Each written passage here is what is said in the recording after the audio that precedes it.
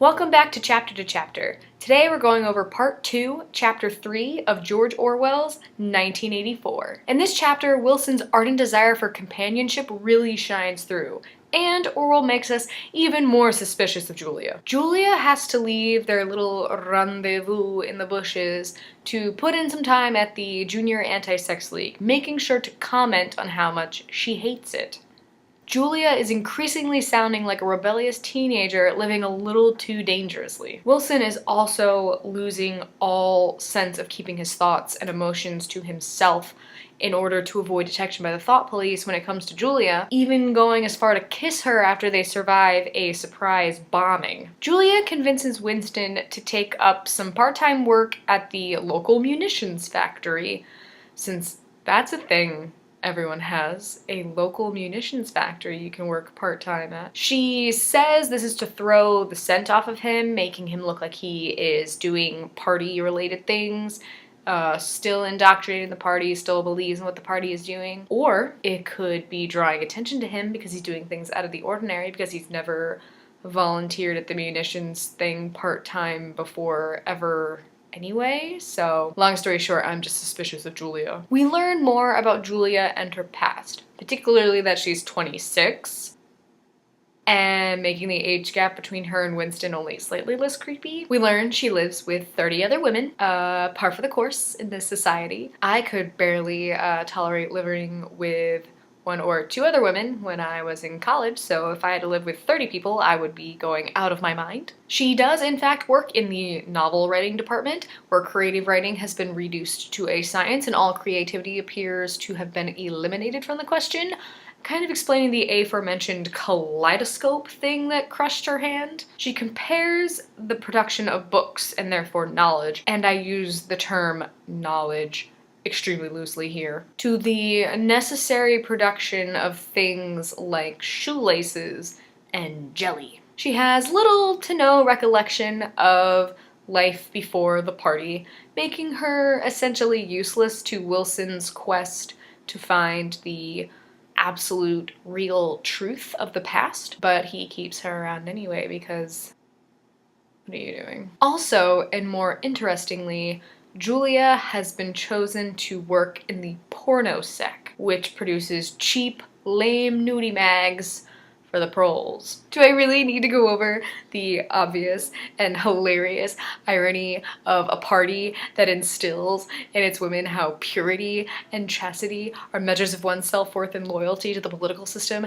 and then have them work in the porn industry under the guise that men's sexual appetites cannot be controlled and only women can be trusted with that job? Because it is literally hilarious and a form of psychological control or even torture. Less funny. They drill into women that sex is bad, and then they choose some of them to work in an industry where sex is thrown in their face by overseeing the production of cheap pornography. It is also a really clever way to drill into these women and even men of the party that sexual appetite and desire is primitive and beneath them, because these publications that are made in the porno sec are meant for proles who, as we discussed in an earlier video, are seen as less than party members, less than human. So these proles apparently eat up this mass-produced pornography. And what society wouldn't? It's freaking porn! Every society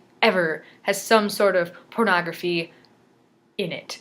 Like, there's some kind of pornographic industry in literally every society ever, like way back to the Middle Ages, way back to the times of like biblical Hebrews and Jesus and stuff. Mary Magdalene was a prostitute, so there, you know that there was some like illicit like drawings of ladies going around. Like, even monkeys can create sex industries if you give them a form of currency, like in a really primitive sense. So like pornography is part of society. Okay, porn rant is over. The most disturbing fact we learn about Julia in this chapter is that her first sexual encounter occurred when she was 16. Now, her being 16 is not the disturbing bit. The disturbing bit is that the guy she was with was 60.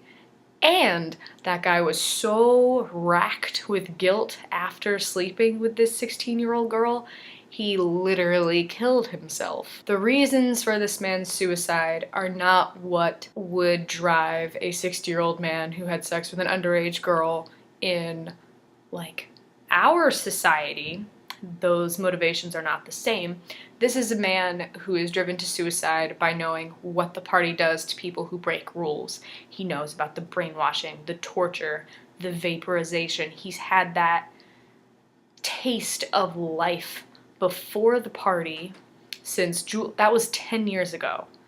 This man was 60 when Julia was 16. So Winston was 29 and this man was 60. So he definitely has memories of what life was like before the party. And the fact that him having sex with this girl drives him to suicide could be a little bit of the, like, age of consent thing coming into play, but I feel in this book it's meant to describe how he was more afraid of the consequences of the party than his desire to have physical intimacy with a woman.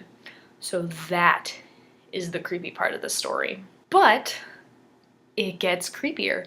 Julia, a 16-year-old child, well, I guess I can't really say child, well, a 16-year-old person is glad the man kills himself. She's happy. She's glad he killed himself because she knew that if he were brought in and questioned, she would be implicated in it and die as well.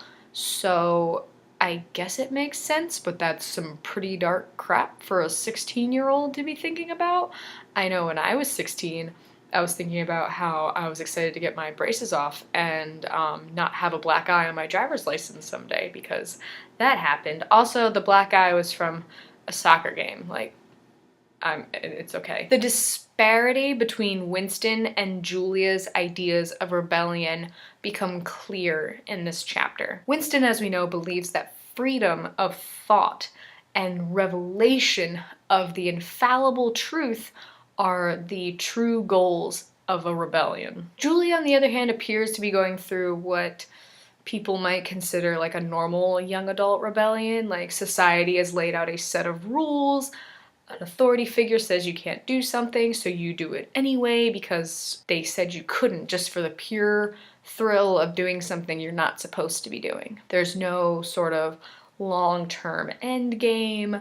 There's no like big statement you're trying to make. You just want to do something because someone told you you couldn't. Winston is prepared to die for his cause, and Julia clearly is not, since she was happy that that guy died so that she couldn't get in trouble and possibly die herself. Now, this could be an age thing, level of maturity thing, the difference between Winston and Julia's upbringings pre and post party. Winston had a life before the party. Julia is very much a fringe product of the party. Winston reflects on the differences between himself and Julia in a more ideological sense, wondering how many people are like Julia and see the party as something as omnipresent and unalterable as the sky above, something that is always going to be there and unable to rebel against in a large scale way, as a way to like break through the sky to see what lies beyond the clouds. And that's what Winston is going for. He wants to break through the sky and see what is beyond the clouds, when Julia wants to just have small little rebellions where the party says you can't have sex with people, so she has sex with a lot of people. One way I think about the difference in perspective between Julia and Wilson is to think about it in a more, or even, I don't know if it's more or less abstract, but the world is a room with a window. Winston has lived in a time where you could open the window and see what was outside. The party then came in, closed the window, put bars over the window, locked the window, blocked out the window. You know a window is there, but the window is unable to be opened. Julia has never known a room with a window without bars that she can see through the window. The window has always been locked. The window has always been closed. The window has always been obscured. What's outside of the window is inconsequential to her because to her there is nothing outside the window. There has never been anything outside the window, and there will never be anything outside the window. But Winston knows that something is beyond the window. He knows that the window has been closed, locked, barred, obscured, and he wants to know what lies outside of that window. And Julia, in regards to the window, may only want to see what's out the window because it's locked, it's barred, it's obscured. So why would someone have that locked and barred and obscured and say, no, you can't look out the window? Obviously something cool is out that window, so she might take something and try and look out that window just because someone told her she couldn't. Not that she knows something is out there to be seen. And that is the big difference between her and Winston. Julia wants to open the window just because she can and because they said no. Winston wants to open the window because he knows what was once there. There was something there that someone is saying, no, you can't see this anymore. Winston wants to live in a world where the window can be closed, the window can be open, the window can have the sunlight streaming through it, and the bars are discarded somewhere forgotten on the floor. But the choice to look through that window is each and every person's own personal decision and not a decision that's made for them. That felt like a good place to stop. But no, there's more! Julia confirms that sexual repression in the party is a tactic to keep everyone so wound up with that energy that would normally be expended sleeping with people, and have that focused on either like manufacturing, doing their job, the enemy, and not the horror of their own existence. Winston connects to this militarization of the family unit where children are taught to spy on and question their parents and hold no familial bonds to their parents. Winston connects this to the militarization of the family unit, where children are taught to spy on their own parents, so children's loyalty from infancy is to the party and not in interpersonal relationships with even blood relatives. Finally, Winston confesses to Julia that he once considered killing his wife, Catherine, due to the unhappiness of their union. Julia asks, instead of, oh God, why did you think of killing your wife? Well, why didn't you do it? And Julia says that she totally would have pushed Catherine off the cliff, which, again, shows the difference between her idea of rebellion and Winston's idea of rebellion and the sort of like realism and idealism between them. Winston lays down some wisdom upon his young lover, saying that whether or not he pushed Catherine off the cliff was inconsequential. The results would have been the same. His life would be exactly what it was now, whether Catherine was alive or not. There is no winning against the party, only lesser failures. Letting Catherine live and staying in a fruitless marriage is an easier pill to swallow than resorting to murder when the end results are the same. Winston would still be alone, either way, unable to move forward with any other relationship. Julia is instantly against Wilson's defeatist attitude in the way that all young people are. She is young, she's optimistic about the future, and her life is just beginning. She cannot accept that in her world she's going to face endless disappointment and misery.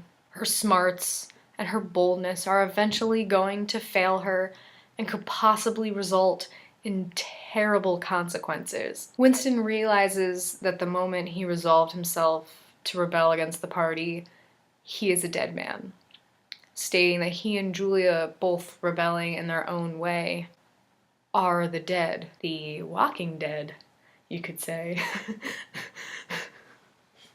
It's still too soon. Julia obviously acts animatedly and is like, I'm not dead, I'm joyously and wonderfully alive. Look at my boobs.